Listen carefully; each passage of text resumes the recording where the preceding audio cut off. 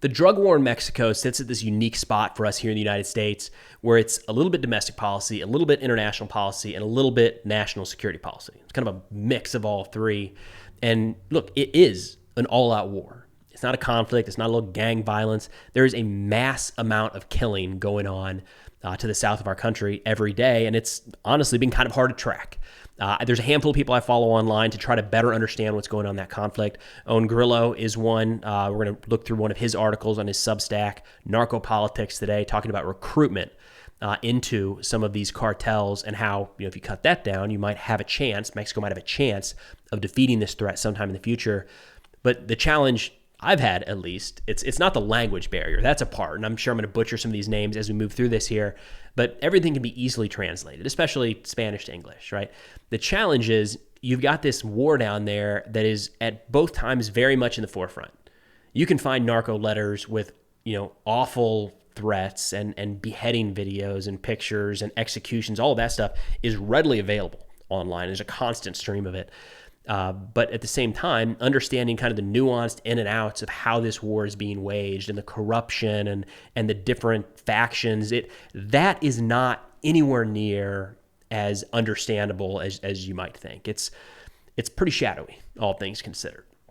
Now, getting into this article titled Applied Math versus Cartels, it brings up what I thought were some really interesting aspects of how Mexico might deal with this threat going forward. They start out kind of setting the stage, talking about these sicarios, the hitmen inside some of these cartels, one of which was named Juanito Pistolas. He was said to be recruited at just 13 years old, and he joined a murder squad with the name of La Tropa del Infierno, the squad from hell, and was celebrated in local rap songs for his love of gunfights. So this is a theme when we're getting into this recruiting piece here, is these kids are promised a lot of things. One of them is fame. And right there, the example here, perfect one to start with, this kid, this 13-year-old, ends up in a rap song. Who doesn't want that as a young kid, right? He's famous all of a sudden. He says, details of Juanito's life are murky, but he appears to be Juan Francisco Diaz, born in 2002. A report claims his parents were slain by the same cartel that would recruit him.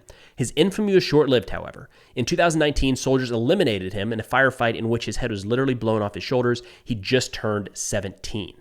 And one of the things they're going to get into here is how so many of the deaths in this war are kids, children.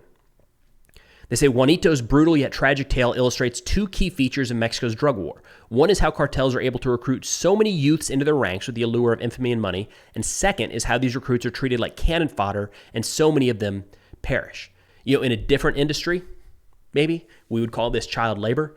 But in this case, what we're looking at, these are gunmen going around executing people, getting in fights and dying left and right. These are child soldiers.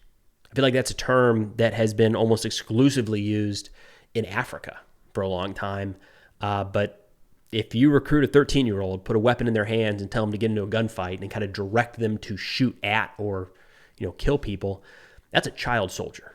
Part of this war in Mexico is being waged by children. Grillo continues talking about this study that was recently put together to try to figure out a solution to this problem, saying they, the academics that put this together, create a model that finds cartels are one of the top employers in Mexico with 160,000 to 185,000 members, and that they need to recruit at least 350 people per week to make up for those killed or imprisoned. Now, caveat here, they went pretty broad with the term cartel to really any organized crime in Mexico. So some of these factions are in direct competition with each other. So it's not safe to say that is like one entity, right? It's very loose at best organization when you're talking about 160 to 185,000 members.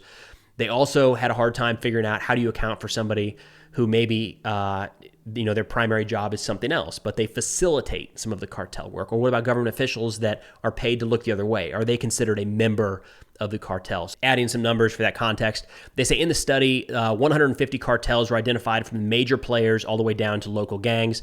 But they said the top 20 cartels have over 2/3 of the recruits, with the Jalisco New Generation cartel at the peak with an estimated 28,764 members. And then the Sinaloa cartel second at 17,825.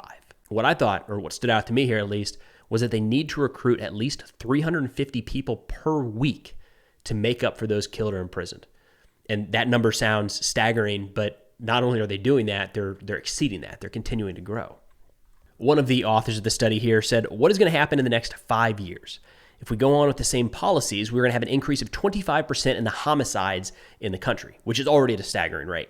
He continues saying, even if we arrested double the number of people we are arresting today, then in 2027, we would still have 8% more homicides. And imagine, double the number of arrests of police, of judges, is not going to work. So what's going to work? Focusing on cartel recruitment. So think about how big of a hole they're in right now. If they double the efforts to arrest these cartel members, they're still going to have an 8% increase in homicides over the next few years. Does that put it in perspective? Right? They're so far from having a clear solution on this front. It's crazy. Conversely, they say, if cartel recruitment was cut in half, which would be a significant effort, so don't downplay that, but it's cutting recruitment in half versus doubling the number of arrests, they say the homicides would go down by 30%, they predict, which would still leave Mexico with a high murder rate, worse than a decade ago. But that, I think, is where they're getting at with this whole thing of it's not a matter of more police, more military, more law enforcement, more cracking down on the cartels, more stopping the inflow of new recruits. They'll have a much better chance of cutting down the overall homicide rate long term and reducing the violence across the country if they're able to just stop as many people from joining these cartels. In a lot of ways, this reminds me of some of the conversations we've had in the United States around people joining gangs in various cities, where it's not the best thing for their livelihood. It's not the best thing for their families, for their long term, not by a long shot, but they're still doing it. And that appears to be the problem in Mexico right now as well. They say, quote, organized crime is offering Mexican youths one of the least beneficial careers that they can have, one of the most violent that exists in the entire world. For the youths who are entering the cartels right now, this model predicts 40% will be dead within a decade. Think about that. 40% of the kids joining the cartels are going to be dead in the next 10 years at the rate that this is going. And some of these models have the violence increasing, right? If something doesn't happen, why would we assume that it's going to stay the same or by any stretch get any better? Who knows? Maybe 40% is on the low side.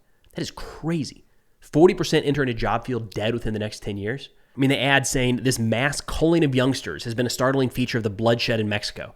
During the worst years of violence in Juarez, the mother of a gang member described how the boys in her neighborhood were being, quote, wiped out like cockroaches. And this isn't like a secret or unknown when these kids are signing up. I mean, they quote this rap song that Juanito Pistolas was in saying, quote, we are born to die. We'll see each other in hell.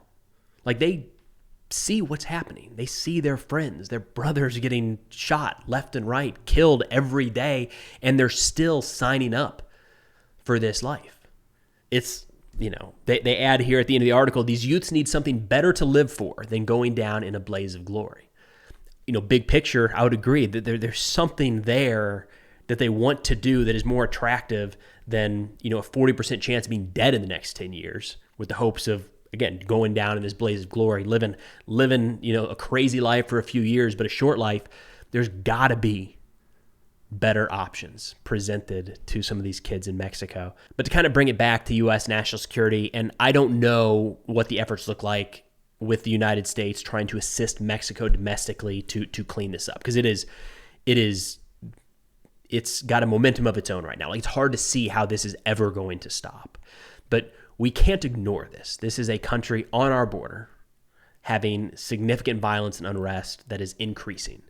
There's no scenario where that is a positive for the United States. So we have to keep an eye on it. We have to hope that it gets better. So if there's anything that the United States or any other country can do to help Mexico kind of dig out from this, then it's worth doing. It's in our interest to do that. Now, according to this article, the study that Grillo cites here, that does not mean killing more cartel members. That does not mean arresting more people from within the cartel. The likely answer, the likely way out of this is finding a better path for the Mexican youth than going down the road of joining these criminal organizations and these cartels. But that's all I got for now. I will link this article as well as the national security sit reps I put out on Substack in the description below, 7 to 10 of the top articles each week and some podcast recommendations. But thanks for watching, and I'll see y'all next time.